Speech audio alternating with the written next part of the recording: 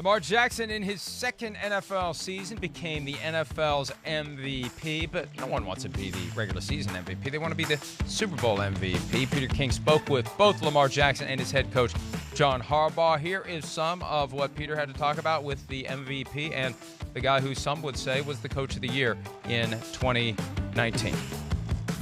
Did you watch the Super Bowl last year? No, I didn't. I watched the highlights after the game. Why didn't you watch? I felt like we should have been there. We worked so hard throughout the season, and to fall short unexpectedly is I don't want to watch that. I feel like we should be there. Do you remember what you did that day on Super Bowl Sunday? I think I was on break, because down there we did the MVP thing, then I had to run around and do stuff, and I was like, man, I need a break today. I don't want to go nowhere. I probably slept a little bit that day and I just chilled. That was interesting because you were awarded the MVP basically in your hometown. Yep. How did that feel? Oh, it felt good, but I really didn't want to be there because I wanted to be somewhere else, getting prepared for the Super Bowl instead of winning the award. I'd rather have a speech on video. Sorry I couldn't be there because game, but I had to be there. I really didn't want to be on stage, so it is what it is. Football is the ultimate team sport, Peter. And I would say Lamar Jackson is the ultimate team player. I mean, that's exactly how he sees it. Now, you're right. Someday he's going to look back on that, and that's going to be one of those moments that, man, he's going to cherish it. And I saw him beforehand, there was different stages for these different events, and I was down there and I was walking with some friends, and we were coming across the hotel, and I saw Lamar standing with his mom in front of his hotel, which was next to the hotel that we were at. And he was waiting for the car to pick him up to take him to whatever he had to go to, and he had his orange or purple jacket with the lion or the African wild dog in the back, yeah. And he was he had this look on his face he was tolerating this, and his mom has a big smile on her face, So I feel like it was he got it more than he did because she's our age, she's been down the roads a little bit and understands the meaning of it, but Lamar. He enjoyed it, and it did mean something to him. And I think to his teammates, because he did feel like they were part of it. And he said that, but no, man, he even said it, Coach, we got to be playing. We got to be playing in this game. We should be playing in this game. That's all he carries around with him, 24/7. Of course, as a head coach, I love it.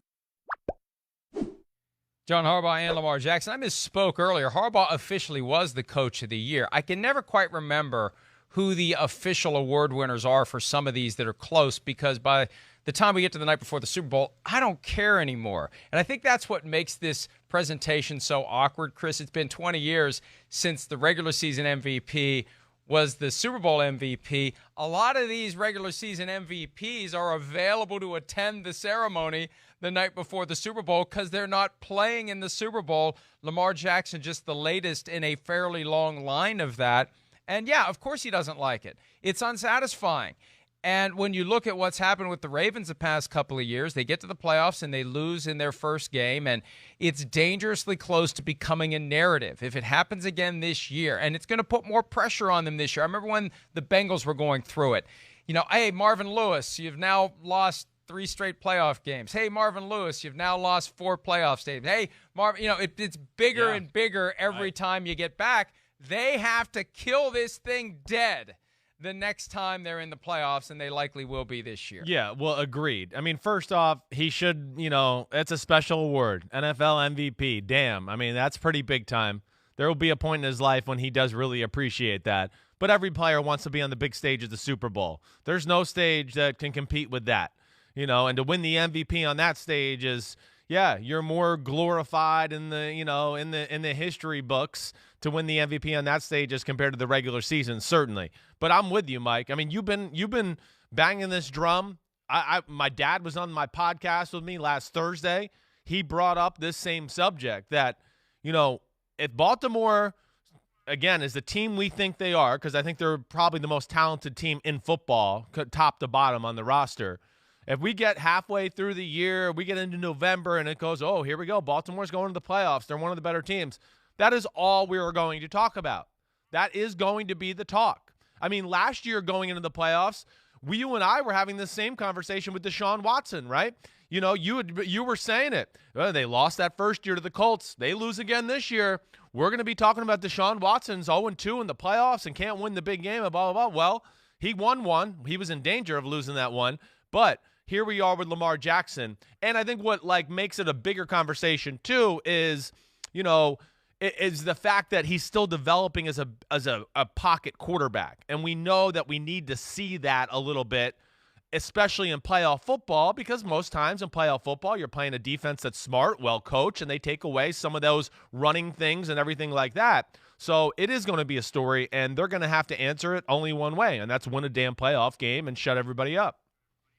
And really find a way to manage that pressure and that stress. And you know what? Maybe this year, one of the benefits, if you don't have media in your building every day, if you don't, you know, it's going to feel a little more sterile than usual, and some of those outside influences that would become palpable as you get closer to the playoffs. And that's the thing, when you get to the playoffs, everything grows. More media is present. You feel it. You know, you sense it. You and do. Maybe if they can just continue to go about their business, and playoff week feels no different than a regular season week, that may be one of those things that helps them psychologically just treat it like a normal game. The more you make it a big game, Chris, the greater the chance you're going to realize when you're out there what the stakes are. And maybe you press a little bit too hard. That's you what hold happened. the ball a little bit longer. Right. You're too careful because you know if you lose this one, it's done. Everything you worked for, it's over. I agreed. I think that's, you know, Mike, I think you kind of hit the nail on the head. That's what happened to Baltimore. You know, big moments, you know, oh, hey, here's a high pass Lamar Jackson. Ball gets tipped in the air, interception, you know, holding the ball. Oh, fumble right before the half, strip sack fumble. Titans score a touchdown, kind of game over. You know, John Harbaugh going for it on fourth down a few times that I didn't necessarily agree with. But I think that all went into, like, kind of what you're saying, Mike. They were kind of, like, in shell shock. They were like, what's going on here? We're in a game? We've been steamrolling everybody for, like, 10 weeks in a row. And I feel like that did hit them. And hopefully they can learn from it and battle through those and you know, learn how to manage the game to what you're saying, to where it doesn't get away from them like we saw 2 years in a row, basically. And then all of a sudden they got some, you know, a lot of cheap yards at the end of both games to make the game look a little bit more competitive than it actually was. And if you clinch the 1 seed with 1 or 2 regular season games left, maybe you don't take your foot off the gas. We saw what happened last year, and I think that was one of the factors as well. Agreed. 3 weeks for the key starters. Hi, I'm Mike Tirico, and thanks for watching. Make sure to hit subscribe for the latest news and highlights from NBC Sports.